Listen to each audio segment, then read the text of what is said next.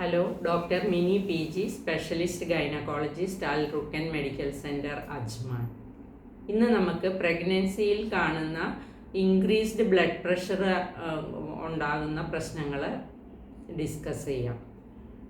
പ്രഗ്നൻസിയിൽ 20 ആഴ്ചയ്ക്ക് ശേഷം blood pressure 140/90 കൂടുതലാണെങ്കിൽ 2 പ്രാവശ്യം, അത് 6 അവർ ഇടവിട്ട് 2 പ്രാവശ്യം ഈ റീഡിങ് കൂടുതലായിട്ട് കാണിക്കുകയാണെങ്കിൽ അങ്ങനെ വരുന്ന അവസ്ഥേനെയാണ് പ്രഗ്നൻസി ഇൻഡ്യൂസ്ഡ് ഹൈപ്പർ ടെൻഷൻ എന്ന് പറയുന്നത്.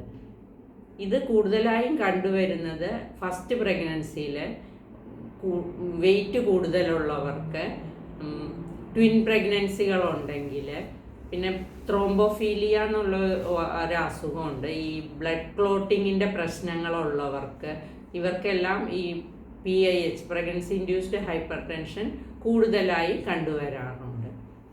ഇതിൻ്റെ സിംറ്റംസ് എന്ന് പറയുമ്പോൾ എക്സസ് ആയിട്ടുള്ള വെയിറ്റ് ഗെയിൻ വരിക, കാലിൽ നീര് വരിക, തലവേദന, ഛർദി, വയറിൽ വേദന, കുട്ടിയുടെ അനക്കക്കുറവ്, മൂത്രത്തിൻ്റെ അളവ് കുറവ്, ഇങ്ങനെയൊക്കെ ഉണ്ടെങ്കിലാണ് നമ്മൾ പ്രഗ്നൻസി ഇൻഡ്യൂസ്ഡ് ഹൈപ്പർ ടെൻഷൻ ഉണ്ടോ എന്ന് നോക്കേണ്ടത്. ബ്ലഡ് പ്രഷർ ചെക്ക് ചെയ്യുമ്പോൾ BP 140/90 കൂടുതലാണെങ്കിൽ ഇത് ഉണ്ടാകാൻ PIH ആണെന്നുള്ളത് കൺഫേം ചെയ്യേണ്ടി വരും.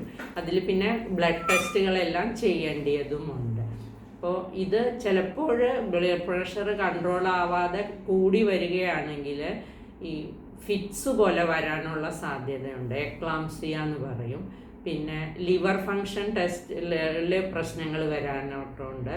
പിന്നെ ചിലപ്പോൾ സെറിബ്രൽ ഹെമറേജ് വരാറുണ്ട്, കിഡ്നി പ്രോബ്ലങ്ങൾ വരാറുണ്ട്, കുട്ടിയുടെ മറുപിള്ള വേർപെട്ടിട്ട്, പ്ലാസൻ്റെ വേർപെട്ടിട്ട് എക്സസ് ഹെവി ആയിട്ടുള്ള ബ്ലീഡിങ് ഉണ്ടാവാറുണ്ട്, കുട്ടി ഉള്ളിൽ മരിച്ചു പോകാൻ വരെ സാധ്യതയുണ്ട്, കുട്ടിയുടെ വളർച്ച കുറവ് വരാറുണ്ട്, കുട്ടി കിടക്കുന്ന വെള്ളം കുറഞ്ഞു പോകാറുണ്ട്. അപ്പോൾ ഈ പ്രഗ്നൻസി ഇൻഡ്യൂസ്ഡ് ഹൈപ്പർ ടെൻഷൻ എന്നുള്ള സംഭവം കോംപ്ലിക്കേഷൻസുകളിലേക്ക് നീങ്ങാൻ സാധ്യത കൂടുതലുള്ളത് കൊണ്ട് അതിനെ ഗൗരവമായി കണ്ട് വേണ്ട ട്രീറ്റ്മെൻറ്റ് എടുക്കേണ്ടതാണ്.